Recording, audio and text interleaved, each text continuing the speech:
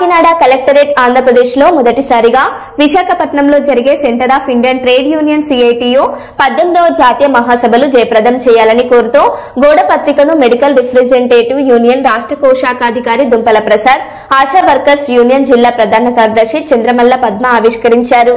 ఈ సందర్భంగా CITU జిల్లా ప్రధాన కార్యదర్శి చెక్కల రాజ్ కుమార్ మాట్లాడారు.